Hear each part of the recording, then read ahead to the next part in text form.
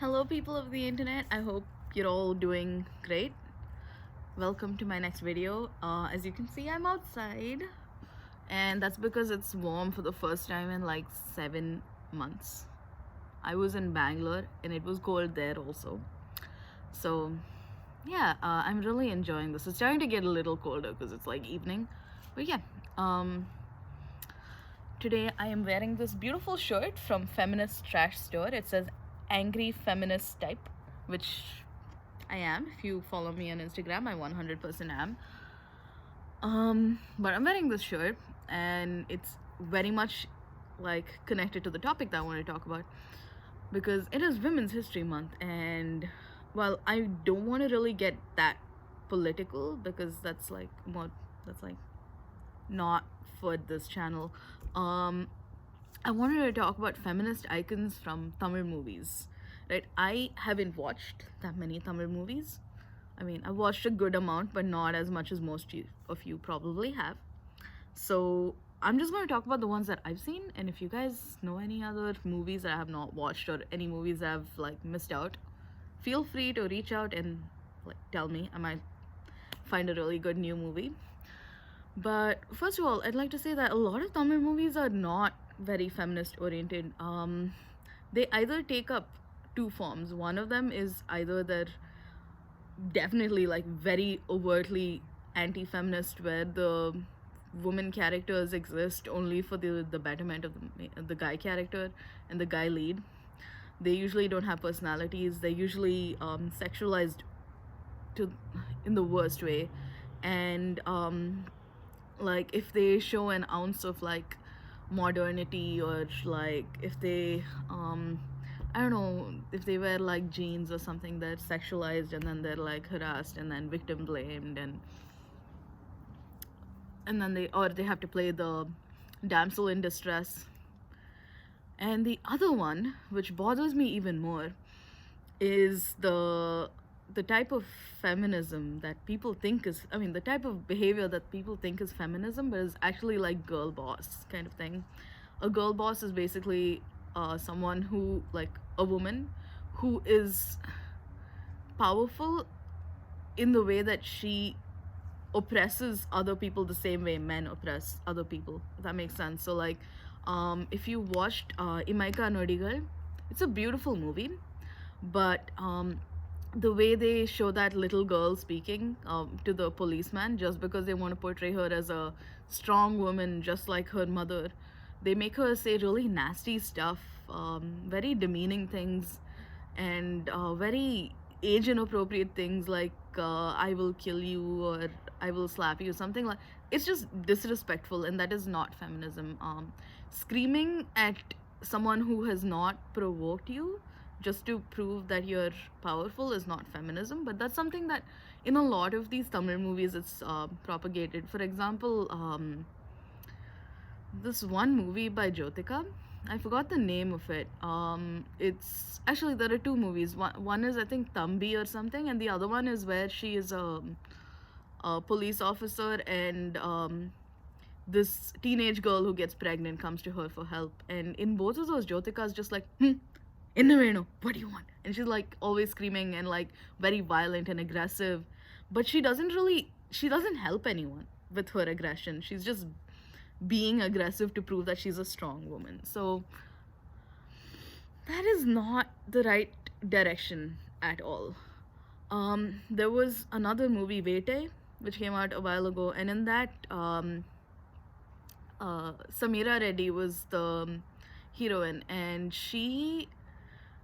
her character in the beginning is the girl boss, right? And in a lot of these Tamil movies, like in Vete, the girl boss is just like all angry and like masculine, and then this hero will swoop in and he'll fall in love with her, and then she will like update. She'll just become very feminine, very like sharam, and she'll be. It's just disgusting. That is also not a very feminist thing. Another thing that really bothers me about Tamil movies is the Amma sentiment. The way the guys put Amma on a pedestal. Like, yes, mothers are very important, but at one point you have to stop idealizing your mother for all the sacrifices she's made and understand that she didn't make those sacrifices all because she wanted to. I mean, I'm sure at this point mothers are like, oh yeah, I'm glad I made those sacrifices, but sacrifices are not always good. Mothers have regrets, mothers have dreams, mothers don't exist for their son's character development. Mothers are people, they're their own individuals. So yeah, it just those are the things that bother me. But here are some movies where feminism is like real. It doesn't have to be labeled as feminism for it to be feminism. It just has to be a woman who's empowered, who's doing her own thing, who's just existing for the sake of herself, who's happy most of the time, who is taking her life in her own hands and just doing the best she can while not oppressing the people around her, right? It's very important. So the first one, because I'm obsessed with this movie, my favorite feminist icon is the heroine from Suryarai Poetry. Oh my god, she does such a brilliant job. Like she's not overly aggressive. She's just there. She's a little rough around the edges, which is what I love about her. She's not very quiet. She doesn't hold back on her opinions, and she knows she has a goal. She is her own person. She does support her husband in his she supports her husband even financially and emotionally in his pursuit to start a flight company, but at the same time she doesn't sacrifice her own dreams for that. She doesn't feel ashamed that she is the sole breadwinner for a good amount of time. She has this like she did not want to get married until she had her own bakery, because her first and foremost dream was her bakery. I think my favorite line in that movie is something like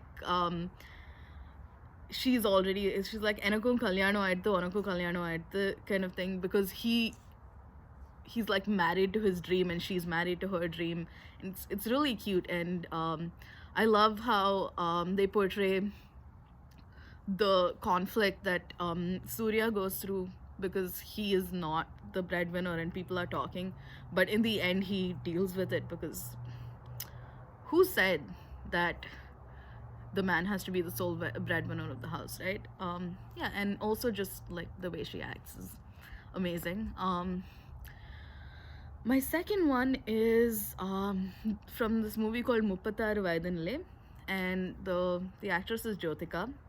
This was her first like comeback movie after like her long break, and like just the way they portray her, she's a very unassuming person. She's just living her life. She's not like trying to, I don't know, put anyone down, or she doesn't have any special talent or any special aspiration, or like she's just existing, and she realizes that that's not a very good thing. She's been existing for her family but not for herself, even though for the longest time she was a very powerful and like inspirational person in her college. And just like I love the message that the movie puts across. They talk about feminism and they talk about how every small person can make an impact in the environmental movement. They talk about organic vegetables, and I love it. She's amazing. All the movies she did after that became very girl boss, and I'm not a fan of that, but definitely that's a movie that you should all watch if you haven't already watched, right? And in Suryarai Portrait, the other thing is they don't idolize the mother. So the mother is also, to me, an icon, because she's still her own personality. She, like the way she reacts in the whole movie. I mean, I love Urvashi, great actress. Like I don't know, she's just pretty good. She gives like in one of the scenes she gives her jewelry away, and she like collects funds. She gathers people, and she just is a very nice person. She doesn't exist for the man. She doesn't exist for her husband. She doesn't exist for her son. And I think that's how women have to be portrayed in more movies. what's the other movie? Yes. So the last movie that I wanted to talk about, which I absolutely love. Yes, I am a Surya fan, but it's Tana Sen the Kutam, and I know they did mess up a little bit when with Kirti Suresh's character, but she's still, she's still a feminist in her own way. Again, she does not exist for anyone else. She is independent. She is confident. Um, the scene where she tries to like make a point. She says, "Na பண்ணும்போது it's cheating, நீ பண்ணும்போது Robin Hood வேலையா," and that's basically she's like saying, if how come I can't cheat a person for a good cause, but you can as a man, and it's considered like the same as Robin Hood. Yeah, she's brilliant, and of course, I forgot her name. Amazing, Ramya Krishnan, right? She, oh my god, she's in that movie. She learns how to like change her personality. She's very there's that one scene where she says where she talks about why she had so many kids, and just like she's not ashamed of her sexuality, she's not ashamed of her like existence. She wants to improve, and she wants to get out of this oppressive community that oppresses women. And she does mention a really sad reality about Indian society, which is when a woman is widowed, she faces harassment. And it's completely justified that she went and robbed all those banks because financial independence to a woman can be everything. Like, it can honestly be everything. And yeah, her acting, her like change in character, and how she's able to be that, like, she's able to be a nurturing mother. She doesn't have to be masculine to be a powerful person. None of these characters that I mentioned were overtly masculine, or like, they did not show traits of toxic masculinity to get across that point, or to like become powerful, to be confident in themselves, or to be valued by society. They just had to be themselves. There's nothing wrong with being a masculine woman, right? But it is internalized misogyny if one considers a masculine woman more powerful than a feminine woman, right? Everyone is powerful if they do the right thing and use their privileges in the right way, I guess. And yeah, again, very rambly, but I didn't know how else to say it. Again, things that I'm very passionate about, I talk about just like this. I don't want to overly edit my stuff because I want it to be like natural, just like me. I'm kidding. But I just want to talk a bit about it organically, make people feel comfortable, make it relatable. I don't want people to think, oh my god, she's so good at talking. No, I'm not. I have terrible stage fright, and if you have terrible stage fright, I want you to know that this is how I talk. It's not edited. I'm nervous. I stutter. I stumble. But yeah, finally, I just want you all to know, don't be a girl boss. Use your privileges. Do what you can to make other people's lives better, and fight for equality. And that's what makes you a feminist. I mean, I'm sure there's a lot of other stuff that makes you a feminist, but be a decent human being, okay? So that's all for today. Thank you so much for watching. Bye-bye.